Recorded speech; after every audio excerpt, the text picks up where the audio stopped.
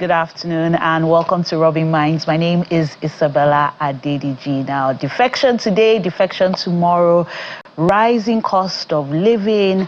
Are we sliding into a one-party state? 2027 is almost here, and these are some of the questions Nigerians are asking. There's a new boss in town, a new INEC chairman, and Nigerians are wondering, will their votes count this time come 2027? Now, to discuss these issues, I have with me an author and public analyst, Abdulrahman Olakunle. Welcome to Rubbin Minds. Welcome. Thank you for having me here.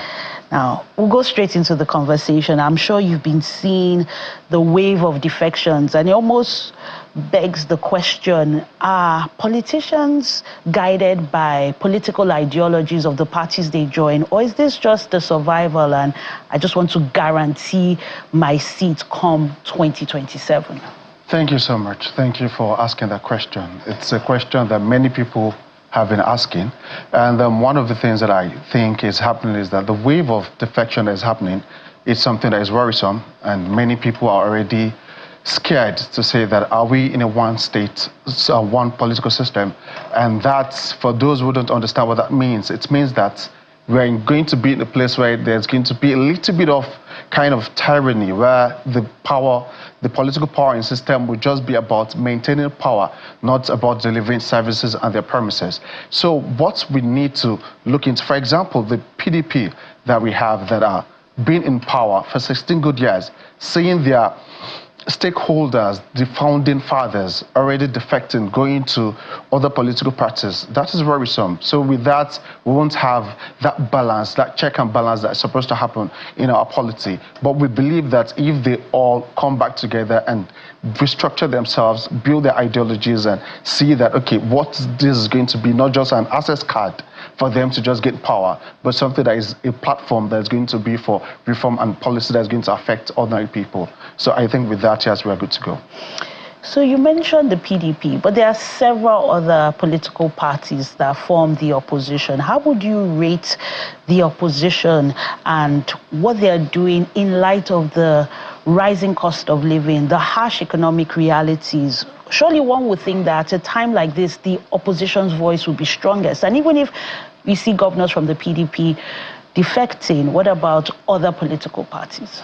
Okay, all the political parties that we have, for example, we have the Labour Party, who part of their strongest person also is already in line with, in talks with the ADC. So with that, people are not people don't know where to go. They don't know if they should stick with the Labour Party or go to the ADC. Now, that brings us back to, who are we going to hold as the opposition, the voice that people are going to believe that, okay, if the ruling party is saying this, the opposition that is supposed to tackle them, to put them in check, for them to know that, okay, we can't do this because the opposition are going to come after us.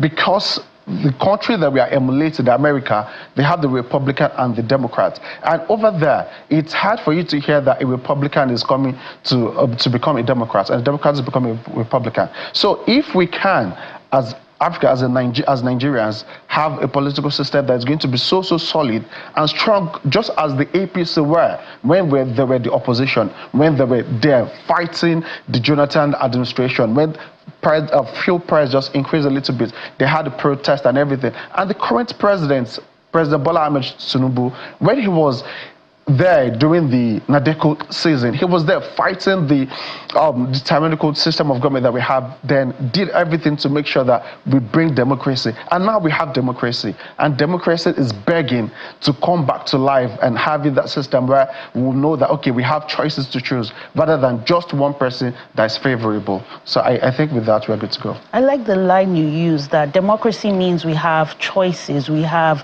free will.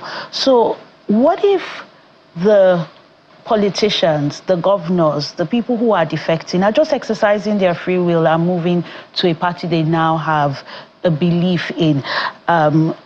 Does it still affect our democracy? Can we say democracy is free choice, and then when people all choose to go one way, we then say, no, this is not democracy because it's now sliding into a one-party state? Okay, so another thing I would like to call our attention to, I want us to note that we are not currently in a one political party system. What we have is a one political party dominance. That's what we have. So that's the difference. So one political dominance means that one political party, their ideology, their structure is also solid and appealing to every other politician that is in whatever camp that is wanting to join them. So that dominance is where that problem is. The dominance is good. A political party, everybody is building a political party structure for them to be able to dominate the other. But what we want is that the other wants to should have that say, that power, that vigor, that strong foundation, that structure that we can say that, yes, we believe we want to choose from the two sides. Not just looking at, okay, this is the only one that have structure.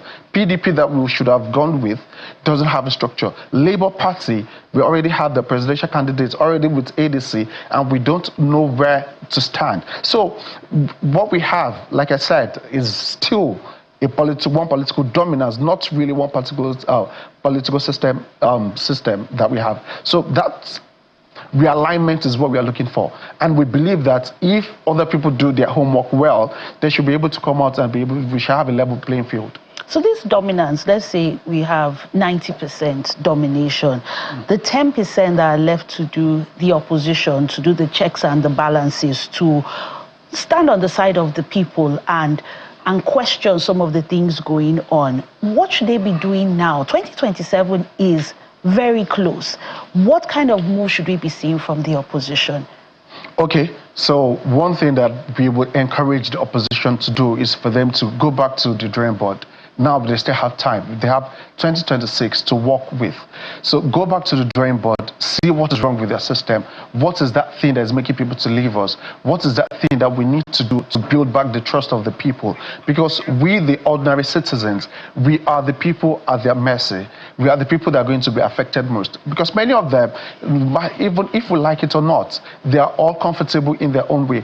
We, the ordinary people, are the people that is going to, our school fees is going to affect our cost of living, our transportation and everything. So we are the ones that is begging them for them to go back to the drawing board.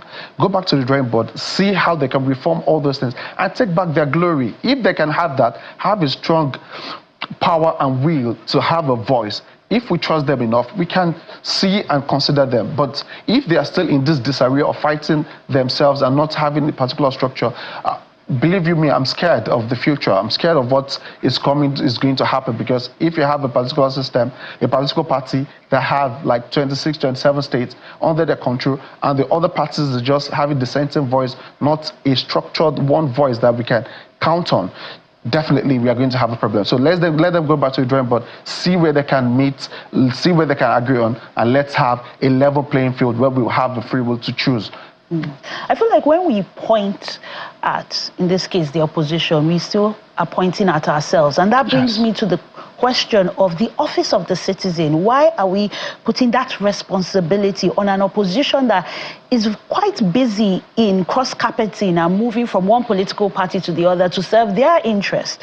Why can't we, the people, organize ourselves and make our voices heard and come together? If we need to form new parties, if we need to enter the dominant party and change things from within, why are we not taking the conversation to the citizen? Thank you so much for that question. Now, that question brings us to where we are right now, which are the youths. So the youths have their voices, we have social media, which is playing huge parts in our polity. With social media right now, you can say anything, you can bring people together. For example, very dark man, he can do so many things with the social media. And the youths that we have right now, we are at a crossroad. We don't know where to go. The youth, majority of the youths are looking at these people as their mentors, people that they believe that these are the people that can rescue us. We are not seeing ourselves as people that can do it. If we see ourselves, we should have a one party that the youth can say that, okay, this is for the youth, this is our ideology, this is our philosophy, this is our understanding about the problems of Nigeria, this is how we want to solve it. But we don't have that yet. We are still looking at all these old politicians that have ruled before or are still ruling to change things for us. So when we agree, because I believe that the youth, when they come together, during the time we have Fela Duro-Toye, we have Kingsley Moghalu, and we have other people that try to, like, okay, we are youths in a certain way. We still see how they had disagreements and how everything disintegrated, and we couldn't have a common ground to choose. So the youth, we need to decide, are we still going to follow that path, or are we going to change things within ourselves. So, because I believe that the change begins with us, with an individual. And that's a huge responsibility for every young person, because politics affects everyone, whether you choose to vote or not vote. Now, we've seen voter apathy play out at the polls. What's the guarantee that with a new INEC chairman that things will change, that people will go and put their mouth and their thumbprint where their minds are? What can INEC do to rebuild that trust, that people believe that indeed, even if they have a candidate from an opposition party, that if they vote for that person, that it will matter and it will count? Okay, so we have a new sheriff in town. We have a new INEC chairman, Josh Ojo Adipiton. Is somebody that is a legal scholar. He is an academic, so we expect that he's going to bring that legal scholarly expertise into our structure. And he has made a few promises. He has said that he's going to check the technology, he's going to review some policies, he's going to bring good services. Because the last election, what we had low trust on the system as a whole, because we had three core things that happened: late delivery of materials, we have the malfunction of the technology, and the other one is the delivering of the result. So these three things, I believe, are the key things that Nigerians are looking out for. Like, these three things, are they going to be checked? Are we going to see a different dynamics to it? Are we going to see a system that is going to transmit results without any hassle? The technology, are they going to function well? If he can do this, I believe that with his antecedents and his profile, he has a very, very promising profile. And the promises he made to us, yes, those are the key things that we want to see. If he can do that, I believe that it's going to come out to be one of the best INEC chairmen in the history of Nigeria democracy. So I believe that he can do that if he keeps to the promises. But credibility is not built on promises, it's built on delivery and the fulfillment of those things. So if he can do it, yes, we are still hoping. So next year is here. Let's see the sensitization, the processes, how he's going to carry the citizens along in how he's going to go about these things. Let him show us. Once we see those things, believe me, Nigerians are going to trust him, and we'll be able to come out all out for the next election. I think next year is even too far. Nigerians start looking at things like the first 30 days, the first 100 days, what decisive actions are being taken. What does this INEC chairman need to do beyond the promises, beyond the rhetoric, to instill that public trust in Nigerians, that right from now in October 2025, that people are gingered, they are charged, they believe that indeed they can use their thumb to make a decision on what affects them politically? So what I think that he's doing currently, he's studying the whole process, because the last local government election in Lagos, I'm a Lagosian, I'm from Lagos Island, the Ali Balugu family. So the last election, the local government election, we saw a low turnout, and that shows that it's not all about political apathy. It's about people lacking trust in the system. So with that, it means that everybody, they just keep their fingers crossed, and they are waiting to see what he's going to do. And I believe that if he is going to bring his experience, his wealth of experience, because he has worked in the committee that reviewed the beavers and RF and everything. So I believe that with that, he should understand that right now, our trust is so low that we don't even want to believe anything anybody tells us again.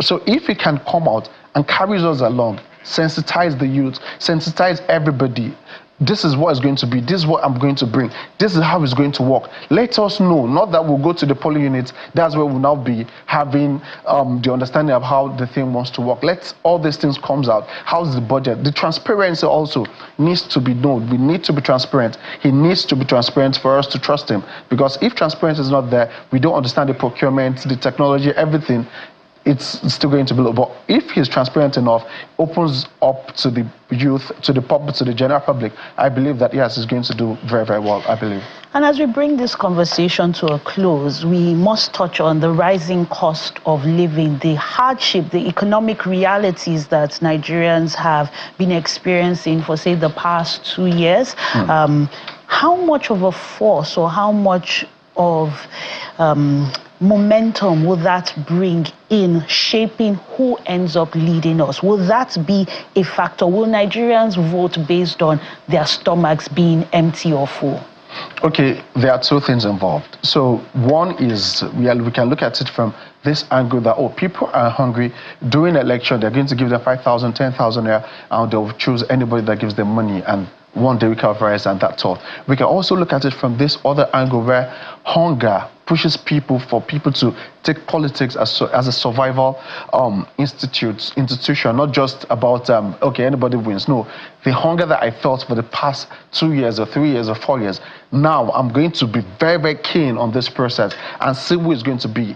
It can be the positive side that people will not come out in droves and say that, okay, the hunger that I felt throughout these years is not one thing that is going to make me to pay attention. Now I am hungry. Now this is the election is coming. I need to be careful about who's going to rule me for the next 4 years if I don't want to go hungry again. So with that, it's going to be on the positive side, I believe. With everything that we have faced, we will need somebody that's going to be stable, that's going to bring things down and make the hardship lesser.